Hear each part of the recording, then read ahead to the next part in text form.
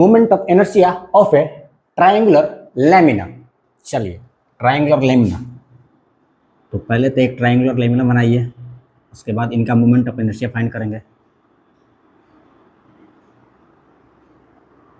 Okay, ये है आपका ट्रायंगुलर लैमिना, ठीक है। इसका हम साइड का नाम दे रहे हैं,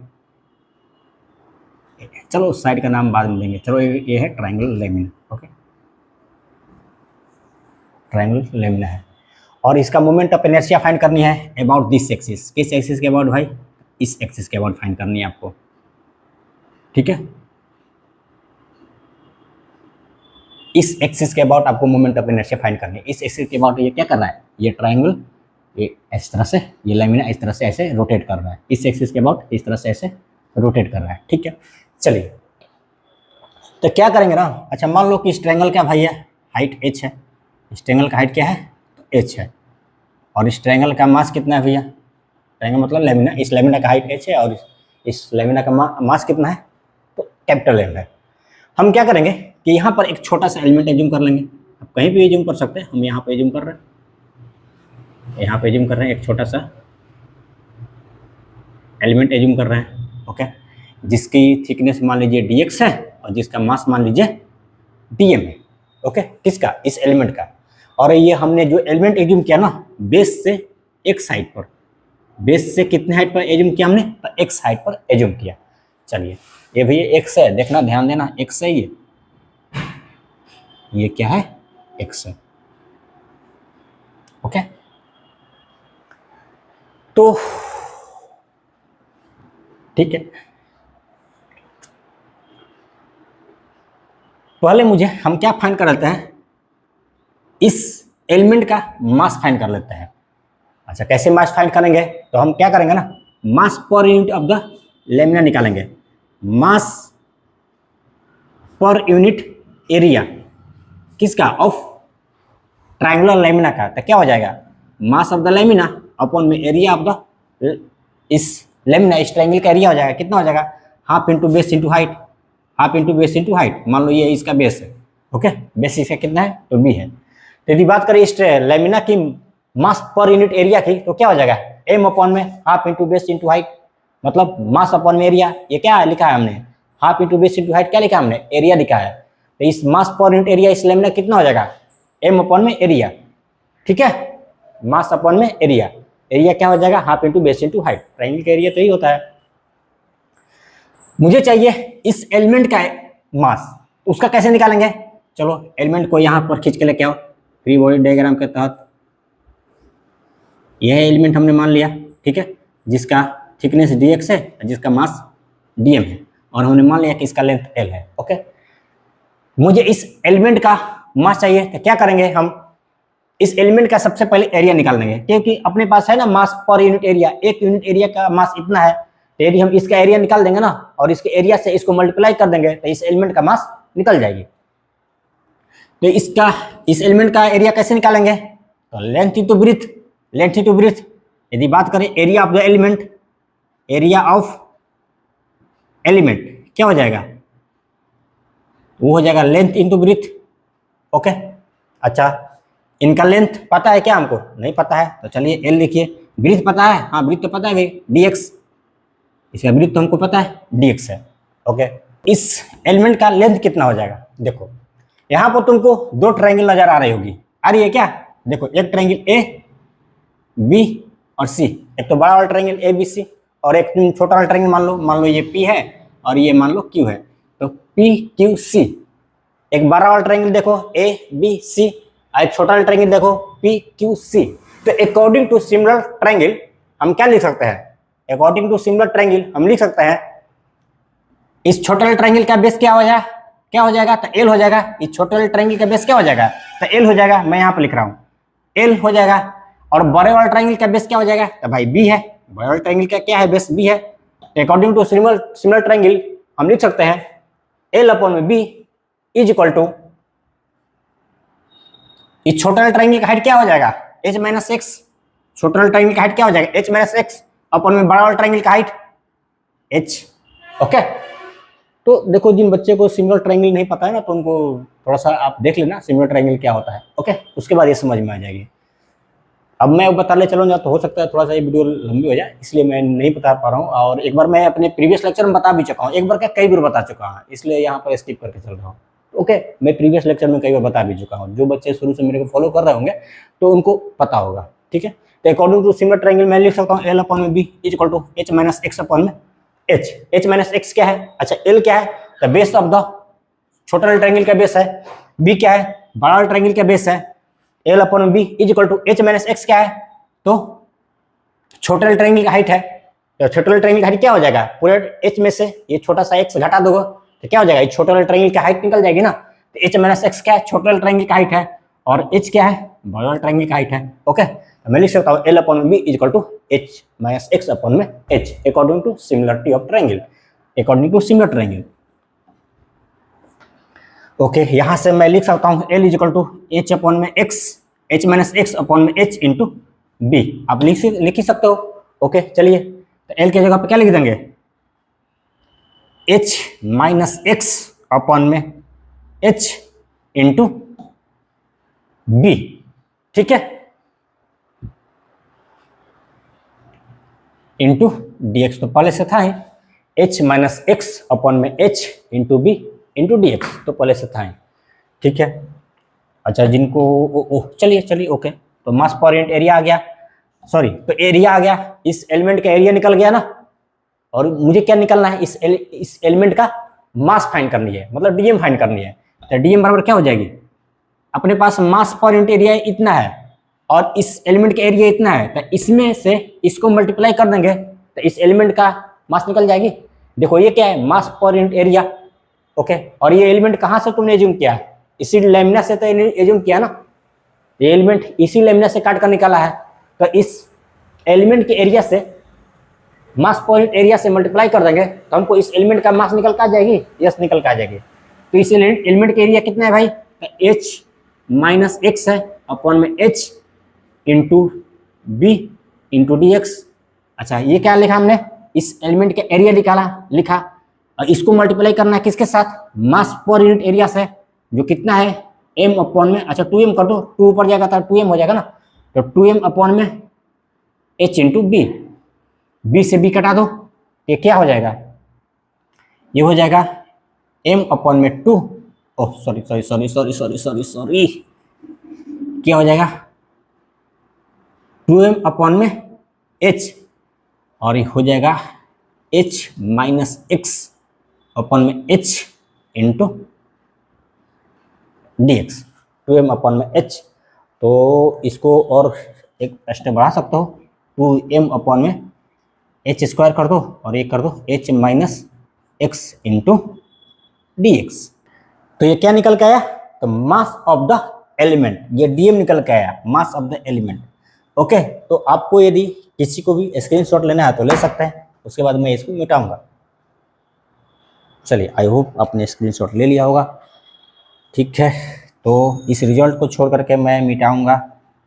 अच्छा, मैंने इसका मास क्यों निकाला? क्योंकि मैं जानता हूं कि मुझे इसकी ज़रूरत पड़ेगी। हम क्या करते हैं, इस DM को इधर लिख लेते हैं, DM is equal to 2M, capital M है, कैपिटल M ही लिखिए, 2M अपॉन में H square into H minus X into DX। ये क्या है? मास ऑफ द एलिमेंट है। चलिए इसको मिटा देते हैं। तो अब क्या करें? तो इस एलिमेंट का मोमेंट ऑफ इनर्शिया फाइंड करते हैं। तो क्या हो जाएगा इस एलिमेंट का मोमेंट ऑफ इनर्शिया? क्योंकि इसका मास DM है ना, तो इसका मोमेंट ऑफ इनर्शिया लिखेंगे DI is equal to DM X square, जहां पर DI क्या है? तो moment of inertia of this element है। अच्छा, DM क्या है? तो mass of this element, and X क्या है? The distance of this element from the axis of rotation. यही तो होता है मोमेंट ऑफ इनर्शिया फॉर्मूला, क्या होता है? I is equal to mr square, ये होता है ना। जहां पर I क्या है? Moment of inertia, m is the mass of the body and r is the distance of the body from the axis of rotation. इसी फॉर्मूला के बेस पर हमने इस एलिमेंट का मोमेंट ऑफ इनर्शिया लिखा, क्या लिखा? DI is equal to DM X square, जहां पर DI क्या है? तो moment of inertia of this element है, DM क्या है? तो मास ऑफ दिस एलिमेंट है, and X is the distance from axis of rotation. ठीक है, ये रहा एक्सिस ऑफ रोटेशन आपका, ये रहा एक्सिस ऑफ रोटेशन, इससे इस एलिमेंट का डिस्टेंस कितना है? तो X है। चलिए अब क्या है कि भाई इस ट्रायंगुलर लेमिना में, इस लेमिना में ऐसा ऐसा कितने एलिमेंट बन सकते हैं? 50 बनेंगे। अच्छा, एक सेकंड के लिए मान लो कि इसमें 10 एलिमेंट बन रहे हैं। ये 200 एलिमेंट से मिल करके पूरा ये लेमिना बना हुआ है, ठीक है ना। इस 200 एलिमेंट से मिल करके पूरा ये लेमिना क्या है, बना हुआ है। तो उस 200 का मोमेंट ऑफ इनर्शिया आपस में ऐड कर देंगे और निकल जाएगी। और ऐसा 20 बने हो तो 20 को ऐड करना पड़ेगा, और 100 बना हो तो 100 को ऐड करना पड़ेगा। लेकिन अपने को पता ही नहीं है कि इसमें कितना एलिमेंट है, 10 है कि 20 है कि 200 है कि 500 है कि 5000 का अपने को पता ही नहीं है। जैसे मान लो ये ट्रायंगल हमने एक खींच दिया, ओके, और इसमें तुमको पतला पतला लाइन खींचना हो, कितनी लाइन खींच सकते हो? 10, 20, 50, 100, तुम खुद नहीं पता। जितने पतले पतला लाइन खींचोगे ना, उतना ही लाइन की नंबर बढ़ते जाएगी। तो अपने को नहीं पता है कि भाई इस लेमिना में ऐसा कितने एलिमेंट एज्यूम कर सकते हैं। ओके, तो क्या करेंगे ऐसे में कि सारे एलिमेंट के यदि मोमेंट ऑफ इनर्शिया हमको आपस में ऐड करनी है, तो क्या करेंगे? इंटीग्रेट कर देंगे।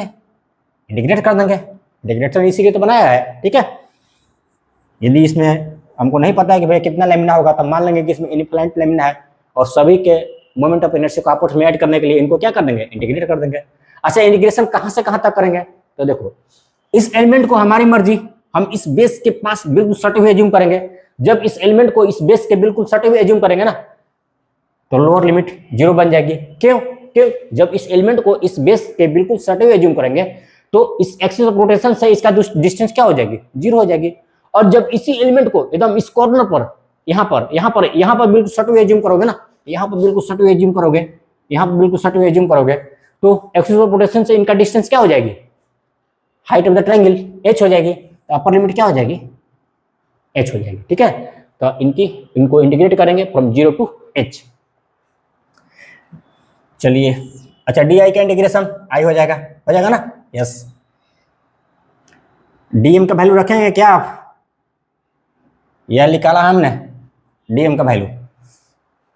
आप प्रैक्टिस देखो, practice makes the man perfect. आप प्रैक्टिस करेंगे तो आपको भी पता चल जाएगा कि बस भाई इसको निकालने के लिए डीएम की आवश्यकता पड़ेगी, इसलिए हमने इसको पहले ही निकाल लिया। झंझट ही खत्म। तो क्या लिखेंगे डीएम के जगह पर? 2m अपॉन में h², ओके, ब्रैकेट में h minus x into x², ये तो है ना, और dx भी है वहाँ पर है, ठीक है। डीएम के जगह पे इतनी वैल्यू लिखिए, ये आप पे चलाइए। जो कांस्टेंट है उसको बाहर कर दीजिए। कांस्टेंट क्या है? 2m अपॉन में h²। m क्या है? मास ऑफ द लेमिना, जो कि कांस्टेंट है। h is the height of the triangle, वो भी कांस्टेंट है, ओके। तो 2m अपॉन में h² क्या है? कांस्टेंट है, तो इनको बाहर कर दीजिए। 2m अपॉन में h² कांस्टेंट है, तो ये तो बाहर हो जाएंगे। और बचा क्या? h माइनस एक्स, बचा क्या?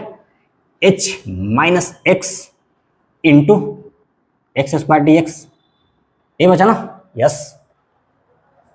लिमिट लगा दीजिए 0 से h, और 2m अपॉन में, अब तो इक्वेशन सोल्व करना है, कुछ ज़्यादा है नहीं, मैं स्टेप बाय स्टेप सोल्व कर रहा हूँ इक्वेशन। ये हो जाएगा x² minus x³, okay, bracket बंद कीजिए, dx, ठीक है। अब इंटीग्रेशन कीजिए, लिखेंगे i बराबर 2m अपॉन में h², ओके। इंटीग्रेट करेंगे तो क्या हो जाएगा भाई? इसको इंटीग्रेट करो क्या हो जाएगा? h को 1 सेकेंड के लिए बाहर करो और लिखो क्या? x³ अपॉन में 3, ब्रैकेट बंद, ओके। फिर माइनस x के पावर 4 अपॉन में 4, ठीक है। और एक मझोला वाला ब्रैकेट दे दो, ठीक है, एक बड़ा वाला ब्रैकेट, और लिमिट लगा दो जो है 0 से लेकर के h तक, ठीक है। चलो हटाओ, इस ब्रैकेट को हटाओ।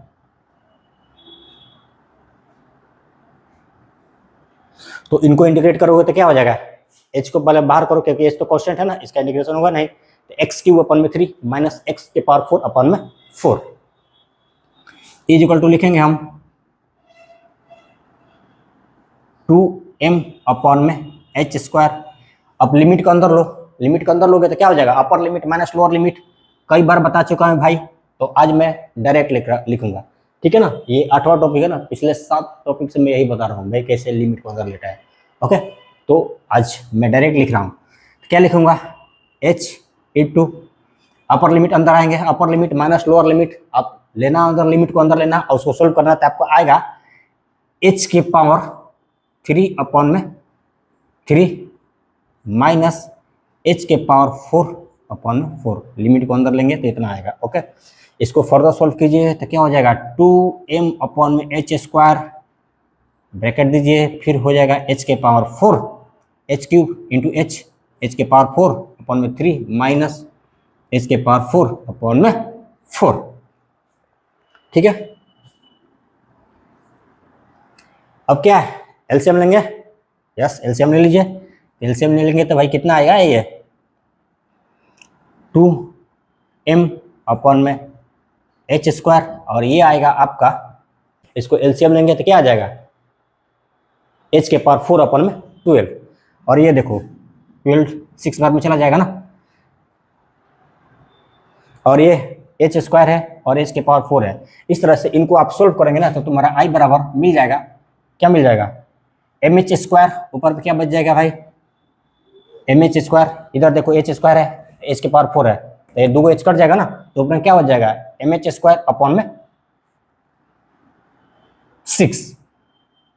तो मैं लिख रहा हूँ इसको mh स्क्वायर अपॉन में 6, चलो ठीक है, mh स्क्वायर अपॉन में 6, तुम्हारा मोमेंट ऑफ इनर्शिया कितना निकल के आई mh स्क्वायर अपॉन में 6। मोमेंट ऑफ इनर्शिया कितनी निकल के आई अपना इस ट्रायंगुलर लैमिना के mh स्क्वायर अपॉन में 6। ओके, आप सॉल्व कर लेना, देखो इक्वेशन ये कोई ज्यादा है नहीं। तो जहां पर आई क्या है, तो moment of the inertia of the lamina है, एंड m क्या है मास of this lamina, and h क्या है हाइट ऑफ द ट्रायंगल, मतलब height of the lamina. Okay ठीक है, तो ये आपका निकल के आया moment of inertia of the triangular lamina. Okay ठीक है बॉस, ठीक है दोस्त। तो देखो अक्सर होता है बच्चों का, सभी बच्चों का ये प्रॉब्लम होती है कि मेरे पढ़ने में मन नहीं लगता है, पढ़ने में मन नहीं लगता है, अक्सर होता है ये। ठीक है, ये तुम्हारी का प्रॉब्लम नहीं है, ये सारे बच्चे का प्रॉब्लम है कि भाई पढ़ने में मन नहीं लग रहा है, जबरदस्ती बैठना पड़ता है, समझ में नहीं आती है। देखो ऐसा तो कुछ है नहीं कि समझ में नहीं, यदि मैं समझ सकता हूँ तो तुम भी समझ सकते हो, यदि तुम्हारा बेस्ट टीचर इसको समझ सकता है ना तो तुम भी समझ सकते हो।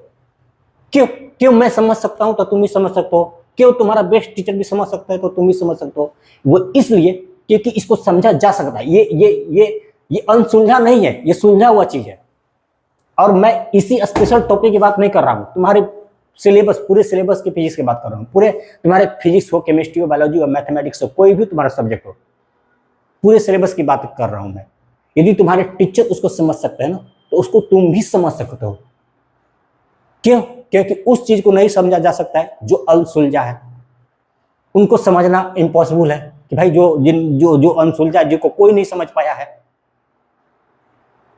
ठीक है, तो उस चीज को समझना इम्पॉसिबल है जिसको कोई नहीं समझ पाया, लेकिन जिसको तुम्हारे टीचर समझ गए, जिसको तुम्हारा साथी समझ गए, और उसको तुम क्यों नहीं समझ पाओगे भाई? जिसको प्रत्येक टीचर समझता है, प्रत्येक बच्चा समझता है, तुम्हारा साथी समझता है, तुम्हारा टीचर समझता है, तो तुम क्यों नहीं समझ सकते हो? तुम भी समझ सकते हो, बस अंतर इतनी ही है कि तुम पूरे ध्यान से समझने की प्रयास नहीं कर पा रहे हो। और जो तुम बोलते हो ना कि मुझे पढ़ने में मन नहीं लगता, पढ़ने में मन नहीं लगता है, वो सारे बच्चे का प्रॉब्लम है। जो लेबर कर रहे हैं ना पूरे ध्यान से, उनकी भी प्रॉब्लम है ये। बस क्या है, वो उस विचार पर कि मुझे पढ़ने में मन नहीं लगता है, उस पर डोमिनेट किए हुए हैं, उसको आने ही नहीं देते हैं, उस पर अपनी लेबर को हावी किए हुए हैं। और तुम इस विचार को ही अपने ऊपर हावी कर देते हो कि भाई मुझे पढ़ने में मन नहीं लगता है, अपने लेबर पर इसी विचार को हावी कर देते हो, इसलिए तुम पढ़ नहीं पाते हो। और वो बच्चा जो लगातार पढ़ रहा होता है ना, वो जो लगातार मेहनत कर रहा होता है, वो एक्चुअली अपने लेबर को उस पर डोमिनेट कर दिया है कि मुझे पढ़ने में मन नहीं लगता है, उस विचार पर अपनी लेबर को डोमिनेट कर दिया है, इसलिए वो पढ़ पा रहा है। तो ये सब बच्चे का प्रॉब्लम है। जब एग्जाम में बैठते हो तुम, नीट के जेई के एग्जाम में बैठते हो, सारे बच्चे सिलेक्शन हो जाते हैं क्या? नहीं ना, वही प्रॉब्लम है, पढ़ने में मन नहीं लगता है। तो जो बच्चा अपनी लेबर को उस विचार पर कि पढ़ने में मन नहीं लगता, उस पर डोमिनेट कर देता है ना, वही बच्चा सिलेक्ट हो जाते हैं। क्योंकि मैक्सिमम बच्चा अपने लेबर को उस विचार पर कि मुझे पढ़ने में मन नहीं लगता है, उस पर डोमिनेट नहीं कर पाता है, इसलिए मैक्सिमम बच्चा सिलेक्शन नहीं ले पाता है। क्योंकि कुछ ही बच्चा उस विचार को, अपने लेबर को उस विचार पर डोमिनेट कर देता है कि मुझे पढ़ने में मन नहीं लगता है, और वही कुछ बच्चा सिलेक्ट हो पाते हैं। लाखों बच्चों में हजारों बच्चे जाते हैं, कुछ हजार बच्चे जाते हैं। तो यदि आपको भी लाखों बच्चों में कुछ कुछ बच्चों में आनी है ना, गिने चुने बच्चों में आनी है ना, तो आपको भी वही काम करना पड़ेगा कि पढ़ने में मन नहीं लगता है, इस विचार को डोमिनेट करना पड़ेगा अपनी लेबर को, तब जाके तुम लाखों में से कुछ बच्चे बन पाओगे। ठीक है, तो ये तुम्हारी क्या प्रॉब्लम नहीं है, यही सक्सेस का मंत्र है भाई। मुझे पढ़ने में मन नहीं लगता है, ये समस्या वाली बात नहीं है। समस्या ये बात है, समस्या वाली बात यह है कि इस विचार पर तुम अपनी लेबर को डोमिनेट नहीं कर पाते हो। यदि तुमको भी सफल होना है ना, तुमको भी लाखों बच्चों में से कुछ बच्चे बन के जाना है ना, लाखों बच्चे तो छटा ही जाता है ना, मैक्सिमम बच्चे छटा जाता है, कुछ बच्चे सिलेक्ट हो पाते हैं। यही सच्चाई है तुम्हारे कंपटीशन की, नीट हो जेईई हो, तो यही बात है, पढ़ने में मन नहीं लगता है। और इस चीज पर अपनी लेबर को उसने हावी नहीं कर पाया, अपनी लेबर को डोमिनेट नहीं कर पाया, तो छटा गया। और जो बच्चे सिलेक्ट हो जाते हैं, मतलब उसने पढ़ने में मन नहीं लगता है, उस पर अपनी लेबर को डोमिनेट कर दिया उसने। तो तुमके भी अपनी लेबर बढ़ानी पड़ेगी। कैसे डोमिनेट करे सर, होती नहीं है। अरे भाई होती क्या है, तुमको कोई हाथ पकड़ के थोड़ी ना तुमको पढ़ा सकता है, तुमको स्वयं ही पढ़ना है। लगातार पढ़ते रहना है, पढ़ते रहना है, पढ़ते रहना, लगातार पढ़ते रहना है। जब तक तुम अपनी एग्जाम क्वालिफाई नहीं कर लेते हो, तब तक पढ़ते ही रहना है। इस विचार पर विचार ही नहीं करना है कि पढ़ने में मन लगता है।